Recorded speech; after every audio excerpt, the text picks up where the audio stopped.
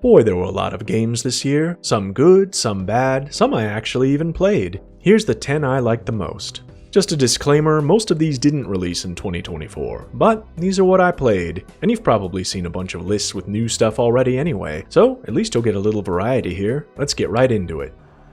Number 10, Darkest Dungeon. It's bleak, it's dark, it's a never-ending struggle against hopelessness. But enough about my life. It wasn't a bad way to start out the year, and this list. Yep, sending chumps into the Maw of Madness for fun and profit is a good time. For me, not so much for those guys. It was fun for a while, but I eventually got tired of paying for therapy for everyone, which is why it's only in the 10 spot.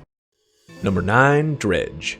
A little fishing, a little horror, but overall a pretty chill game. You get to tool around in a little boat, catching fish and trying not to anger whatever eldritch horror has clearly made this spot its home. In any sane world, you'd turn that boat around and sail for the horizon, but the job market's tough these days. Weird that this is the second game here with Lovecraft inspirations, and that they'd be back to back. It's relaxing, just different enough to be interesting, and ends before it gets boring. Dredge is a real catch. That was a fishing joke. Moving on. Number 8, Balatro. The unholy trilogy of addiction, poker, pack opening, and roguelike mechanics. I liked it, but I'm a little surprised at how overwhelmingly well received it's been and how many awards it got. I mean, I liked it, but I didn't get the unbelievably addictive appeal it seems to have for a lot of people. I guess it just didn't hook me, unlike Dredge. That was another fishing joke, please don't kill me. Number 7, Valheim. Ah yes, the Viking Afterlife simulator. I never thought surviving in the afterlife would be such a hassle, honestly. I spent my entire playthrough getting rained on, picking up rocks, tangling with an angry lightning deer, and getting my skull caved in by trolls, and it was still one of the funner experiences I had in 2024. Probably would have ranked higher if I had played with friends, but now we're truly entering the realm of fantasy. Number 6, Vanquish. This is about as far from the Viking Afterlife as we can get, from fantasy survival in the wilderness to futuristic action in space. The only thing worrying about survival here is everything that's on the wrong end of my gun.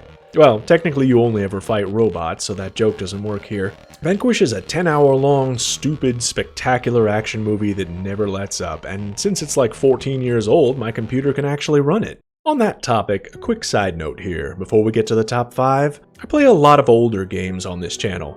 Now, old games are awesome, but also cheaper, and easier to run on my potato PC, which is why I can't pick up a lot of new stuff, even though I'd like to play some of it, and I'm sure some of you would like to see it. It is what it is, no pity parties here, but if you're feeling a tiny bit charitable, you could like and subscribe to help me out. I'd appreciate it. Alright, back to the games.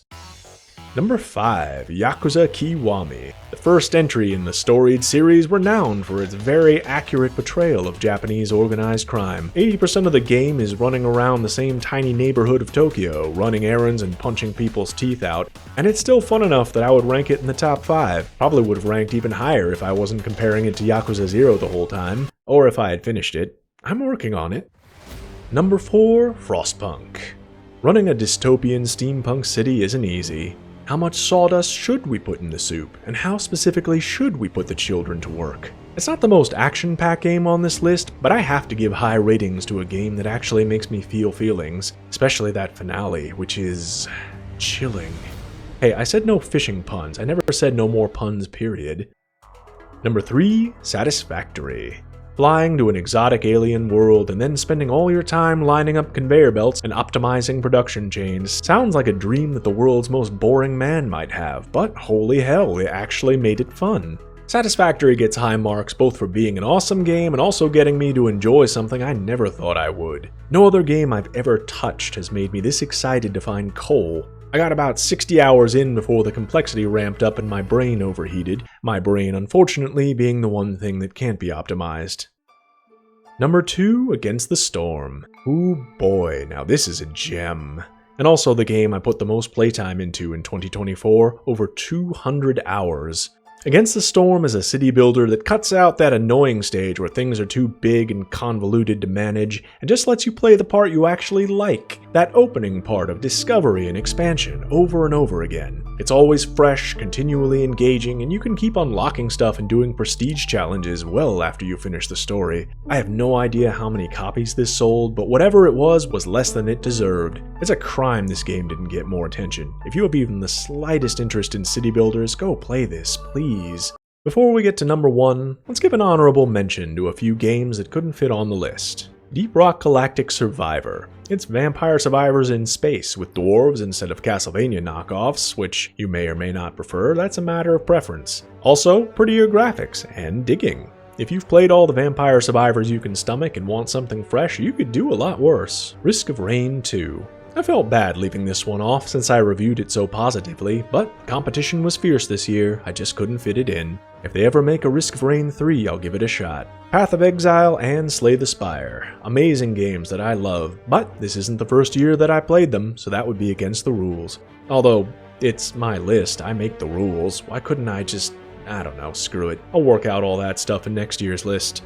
Alright, anyway, without further ado, number 1. Devil May Cry 5. Yeah, I had to give the gold to my devilish pretty boys. This was close, and while I love me some ludicrous demon hunting action, I wasn't 100% sure about giving this the top spot. I think what put it over the top for me was the nostalgia. I played the original Devil May Cry back when I was still in high school, and seeing Dante and crew still kicking around and only getting better over the years, mostly, warms my heart. So yeah, DMC5 is my number 1.